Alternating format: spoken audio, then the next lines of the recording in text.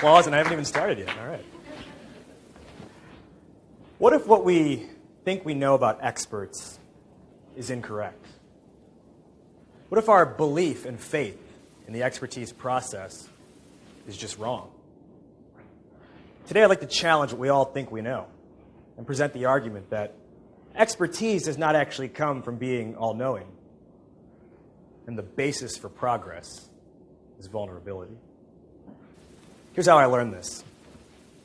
I recently took a trip to Costa Rica as part of a travel community where the premise of the trip is that you don't know anyone when you leave, and you meet everyone on site.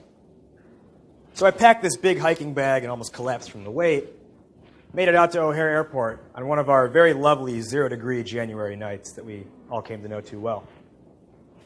And I landed in Costa Rica the next day, and that's where I met everyone else at airport pickup. They were all friendly and approachable, just as I was expecting. There was one guy who stood out in particular. He was this jacked Asian dude. And I'm talking like perfect pecs, deltoids for days. Biceps on biceps on biceps. Huge. Let's just call him Hulk. And Hulk was wearing a tank top, which let me know that he was huge. He didn't just stand out for his physique, though. He stood out because he was also clutching a very large bottle of Jägermeister. And when I went to introduce myself, I could almost anticipate what his response would be, and it was very much as I was anticipating. I said, hi, and he's like, oh, bro, I am so stoked for this trip, dude. I'm just going to rip through some shots. It's going to be awesome. I can't wait. Oh, my God. I have to deal with this meathead. We throw our luggage onto the bus, and we set out towards the ranch where we'd be staying for the next 5 days. The ride's a little bit bumpy because the roads aren't paved so well, so I'm starting to get a little bit nauseous. On top of that, it's a little bit awkward because we don't all really know each other yet.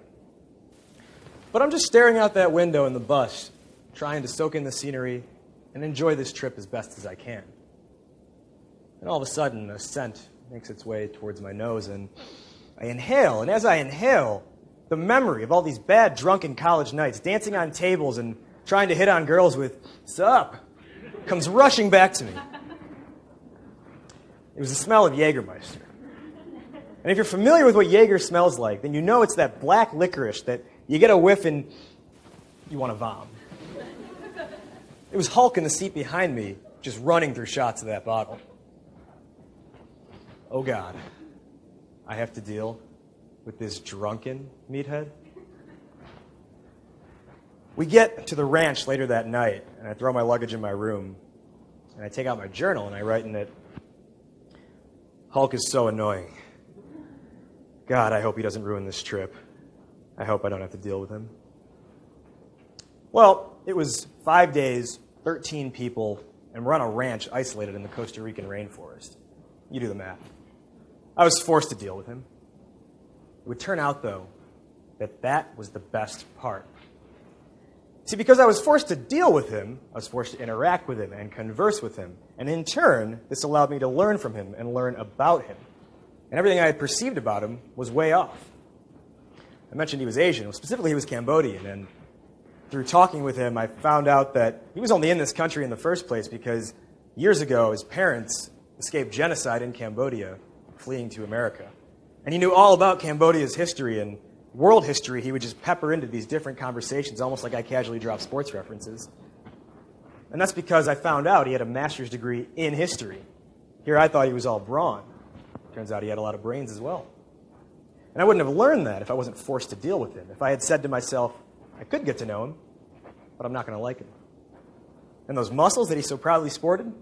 Well, those were the result of a spiritual awakening he had at about the age of 18. See, he had grown up as the fat kid. But around 18, he realized that in order to live a healthy, fulfilling, and confident life, he had to make a serious change. And that's when he found himself in the weight room. Now, if that was your motivation for wanting to work out, wouldn't you want to show the fruits of your labor with the world? Is it any different than me sharing with my friends and family that I'd be doing this today? I think not. And I wouldn't have learned this if I wasn't forced to deal with him, if I said to myself, I could get to know him, but I'm not going to like him.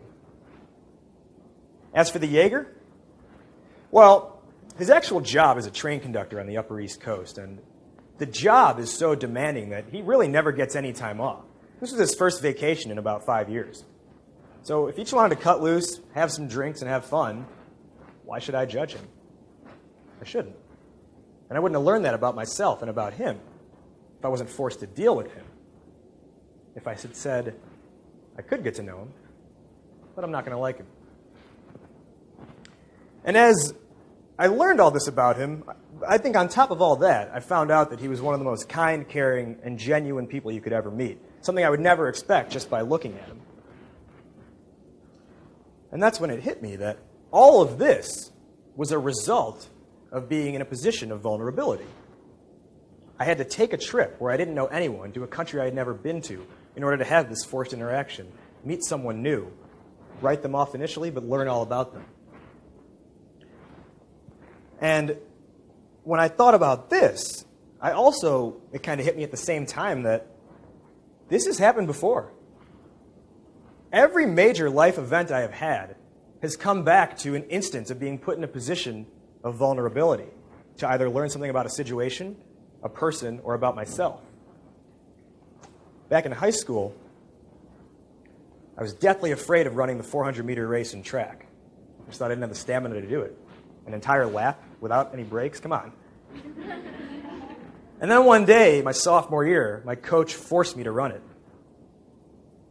Well, I ran the race. I didn't do the best at it, but I also fell in love with that race. And 3 years later, I ended up graduating with a school record in the 4x400 relay. In fact, one of my teammates, I think, is in the crowd right now.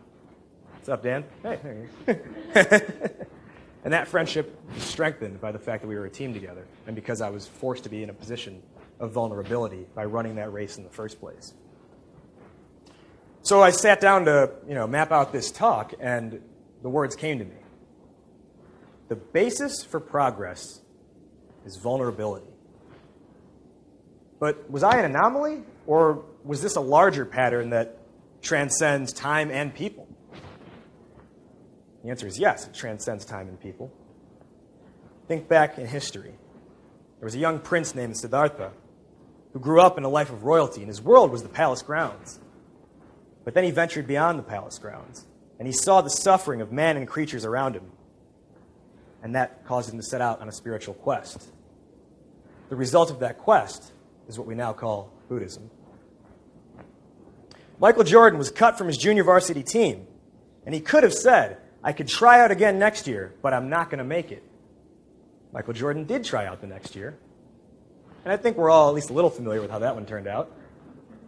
Michael Jordan created Space Jam, the greatest movie of all time.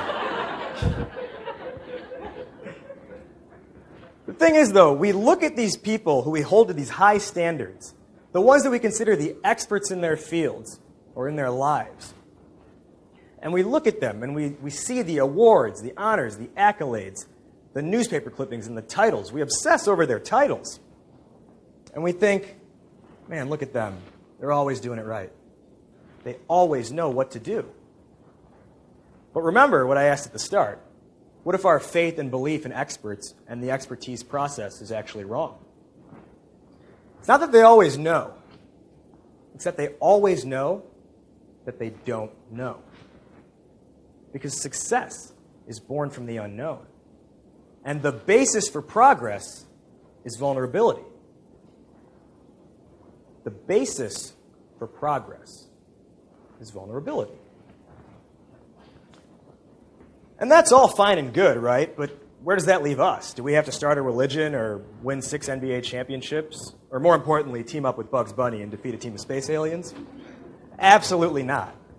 All we have to do is take seemingly comfortable situations and flip the script on them, turn them on their head a little bit, make them uncomfortable.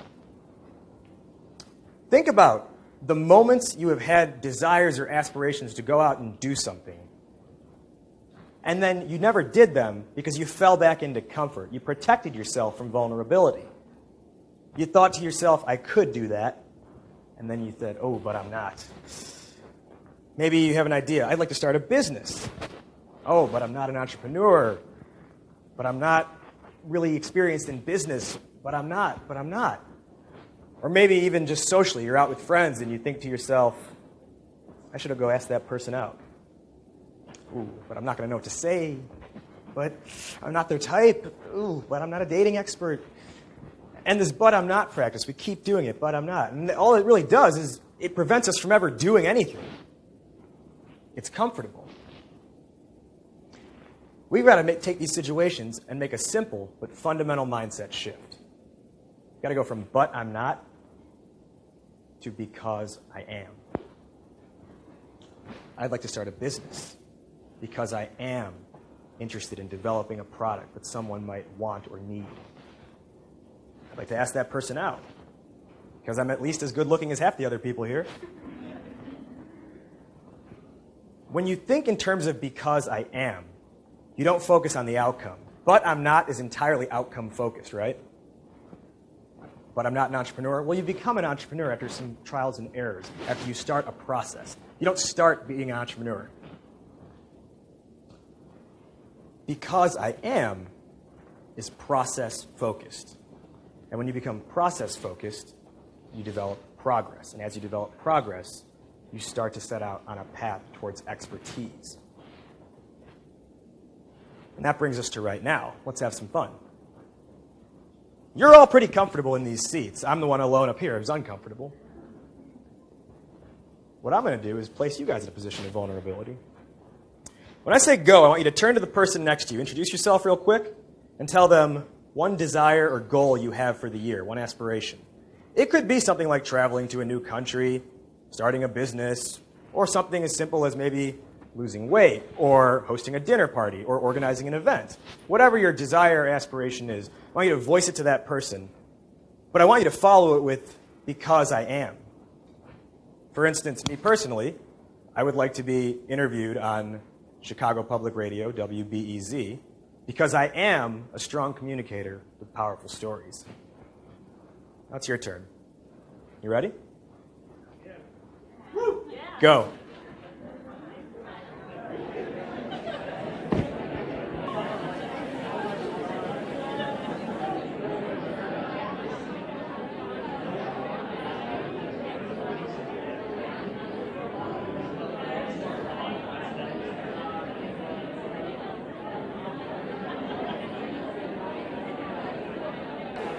All right, let's bring it back up here.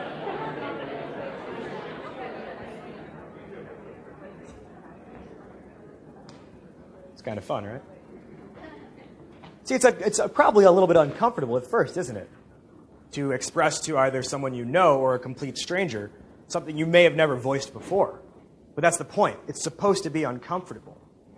But when you express that thing that's burning inside you, when you express that, and then you follow it with because I am, you start to build a little bit of confidence. And confidence leads towards progress. And progress puts you towards expertise. Remember, but I'm not is outcome focused. Because I am is process and progress oriented. In fact, the president of Pixar was recently quoted as saying that slogans should be considered as starting points, not as conclusions. When you express that, you get to share your desire with the world. And the world cannot give you what it has unless you tell the world what you want. On my last day in Costa Rica, I saw someone holding a really fat, yellow, softball-sized lemon. And I wanted to get a picture of the lemon tree because the name of my business is Idea Lemon. So I had one of the ranch workers take me down to a lemon tree. And here's what she showed me. And if you're struggling to see with the light, those are green. And like any sane person, I was like, well, these are limes. Can I see some lemons, please? And she tells me, actually, these are lemons. We have a lot of green lemons that grow in Costa Rica. And that's when it hit me. This was the perfect metaphor for my friend the Hulk. I had gone in assuming one thing, assuming he was just this muscle dude, wasn't smart and was annoying. But it took a position of vulnerability, I went on that trip. I had a forced interaction to learn that he was so much more.